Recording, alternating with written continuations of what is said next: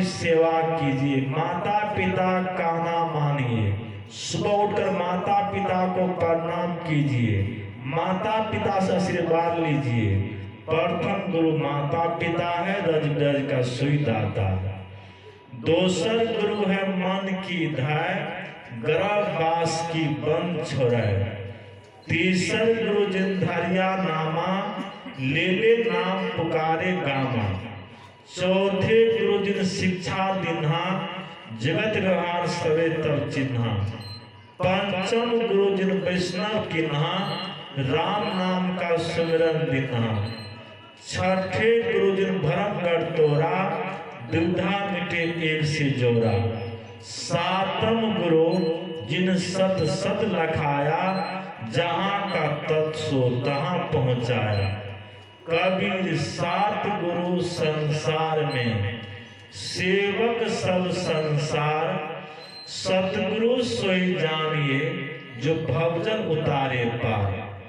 सातवां गुरु सतगुरु होते हैं, जो सतगुरु स्थान में पहुंचते हैं, उनसे शिक्षा दीक्षा ग्रहण करते हैं।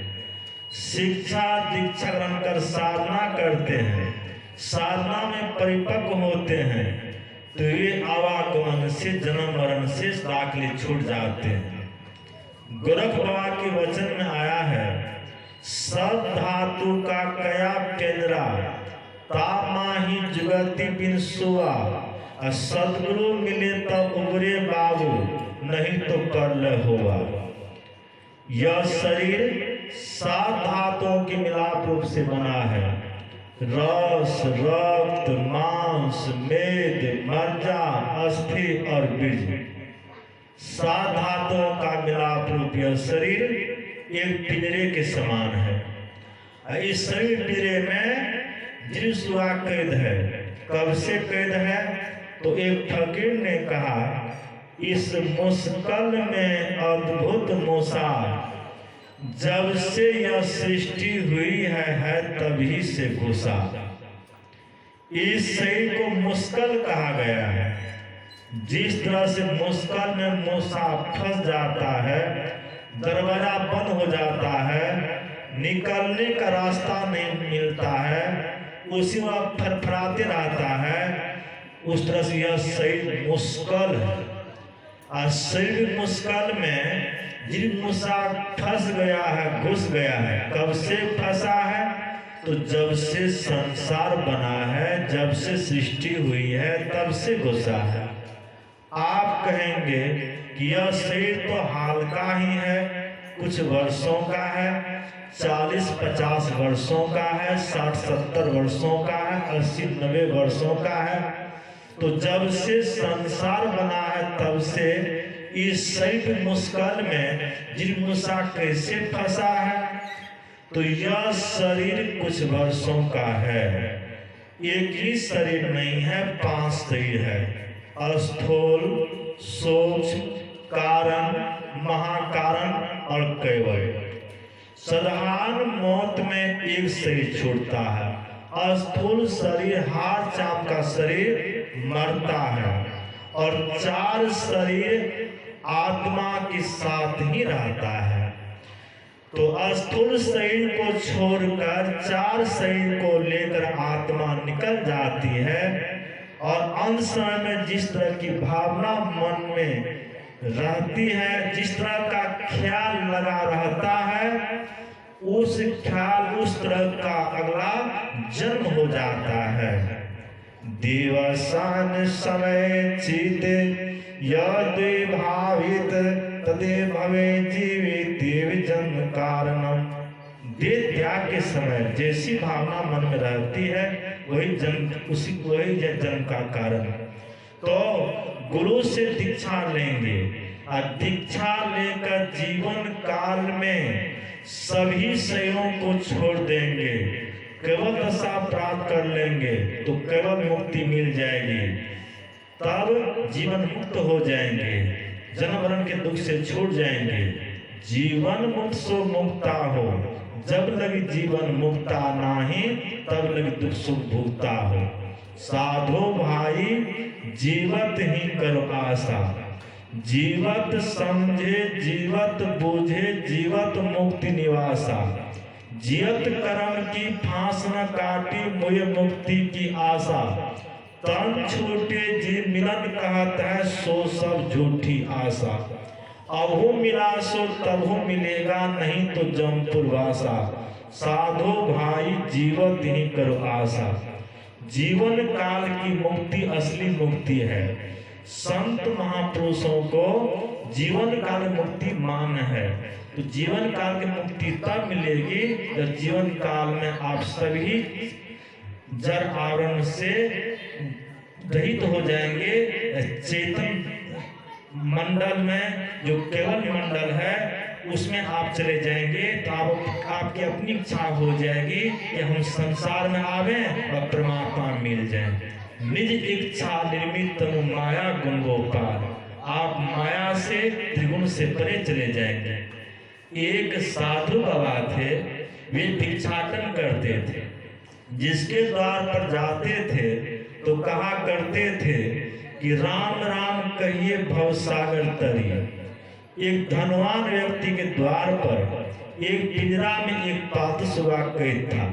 तो साधु बाबा ने कहा राम राम कहिए भवसागर तरिए।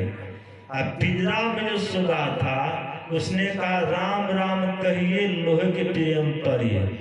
तो साधु बाबा ने सुगा से कहा रे सुगा, मैं कहता हूँ राम राम कहिए भवसागर तरिए, तुम कहते हो राम राम कहिए लोहे के प्रेम परिए।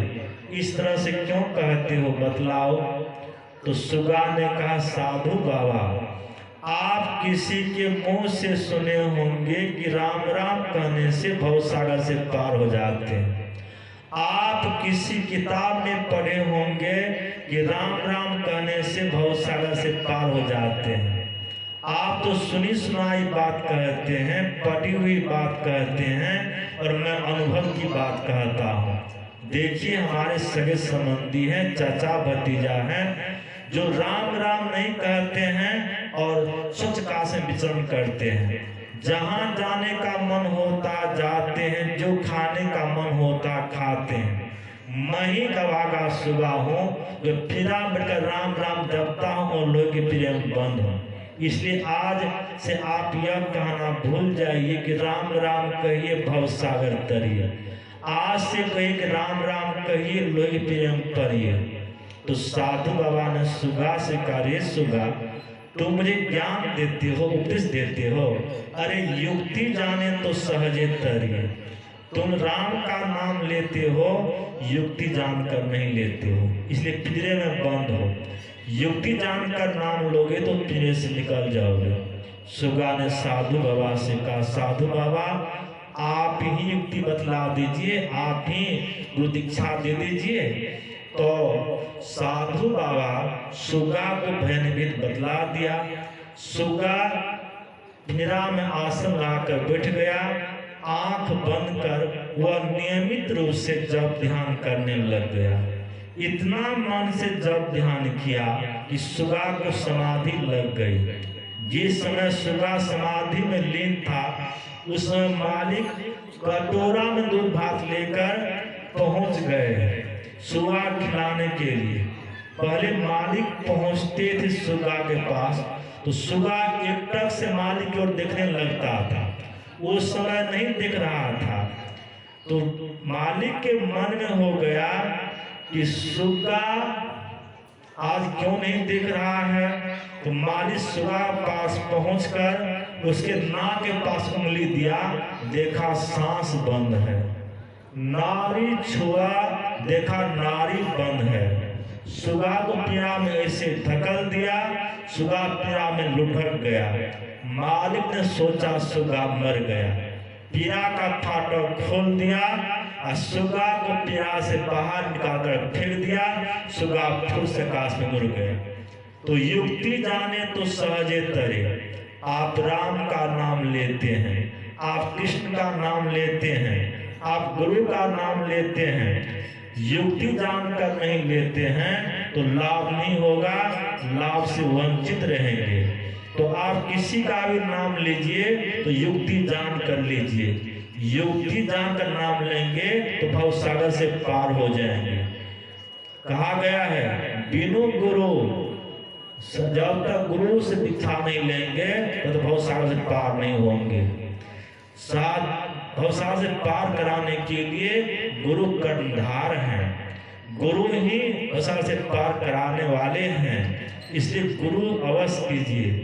बिनु गुरु भव निधि तरे न कोई, जो बिरंची शंकर सम होई।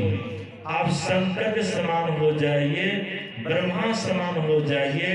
जब तक गुरु नहीं करेंगे तो उद्धार नहीं होगा, कल्याण नहीं होगा। एक विद्वान व्यक्ति थे, वे नाव पर सवार हो गए। जब नाव पर सवार हो गए, नाव जब आगे बढ़ गई तो विद्वान व्यक्ति ने मलाह से पूछा, कहो भाई मलाह, तुम गाछ वृक्ष की विद्या जानते हो? मलाह ने कहा, मैं तो गाछ वृक्ष विद्या नहीं जानता हूँ। मेरे पूर्वज भी न चलाते थे, मैं भी न चलाता हूँ। इसी से हमारी जीविका चलती है और परिवार का भरण पोषण होता है। विद्वान ने कहा, तुम्हारा 4 माह जीवन बेकार चला गया। फिर विद्वान ने मलाह से पूछा, कहो भाई मलाह, तुम नक्षत्र विद्या जानते हो? मलाह ने कहा, मैं तो इतना ही जानता हूँ कि 9 को इस पार से उस पार ले जाना, उस पार से इस पार ले आना, इसके अलावा कुछ नहीं जानता हूँ। विद्वान ने कहा, तुम्हारा 8 माह जीवन बेकार चला गया। फिर विद्वान ने मलाह से कहा, कहो भाई मलाह, तुम पढ़ना लिखना जानते हो? मलाह ने विद्वान से कहा, बाबूजी आप मेरा माथा क्यों खराब करते हैं? मैं तो केवल नाव चलाना जानता हूँ, इसके अलावा कुछ नहीं जानता हूँ। विद्वान ने कहा, तुम्हारा 12 माह जीवन बेकार चला गया।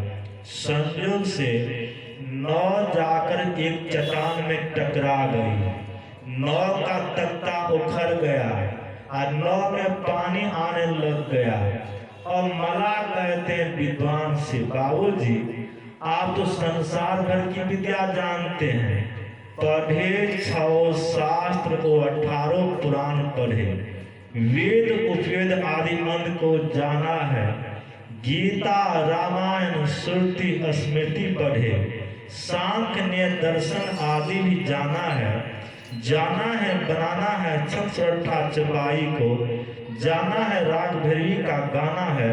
इतना जो जाना सब खाक धूल छाना, जाना सुनिज आत्म पिछाना। 14 चारों अष्टदश रस समझा भरपूर, नाम भेद जाने बिना सकल समझ न धूर। सब कुछ जानने पर भी यदि नाम भेद की जानकारी नहीं है, भजन की जानकारी नहीं है, तो सब कुछ जाना धुरा के समान है। तो मलाह ने विद्वान से कहा, बाबूजी कुछ ही देर में नाव डूब जाएगी, नाव का तख्ता उखड़ गया है, नाव में पानी आने लग गया है, तो आप तैरने की विद्या जानते हैं? विद्वान ने कहा, मैं तो तैरने की विद्या नहीं जानता। मलाह ने कहा, आप दुनिया भर की विद्या जानते हैं, तैरने की विद्या नहीं जानते हैं। तैरने की विद्या नहीं जानते तो मेरा तो 12 माह जीवन बेकार गया, बाकी 4 माह जीवन से मैं तैर कर निकल जाऊंगा। आप तैरने की विद्या नहीं जानते हैं तो आपका 16 माह जीवन बेकार चला जाएगा। वही हुआ, मलाह तैर कर निकल गए और पिता उसी नदी में डूब कर मर गए। तो यह कहानी कहने का तात्पर्य है कि आप भौतिक विद्या में निपुण हैं, प्रकांड से प्रकांड विद्वान हैं। यदि आप आध्यात्मिक विद्या में निपुण नहीं हैं तो इसी भवसागर में पड़े रहना पड़ेगा। कहीं उद्धार नहीं होगा, कल्याण नहीं होगा, आवागमन के दुख में पड़े रहेंगे, कहीं आवागमन के दुख से छूटेंगे नहीं।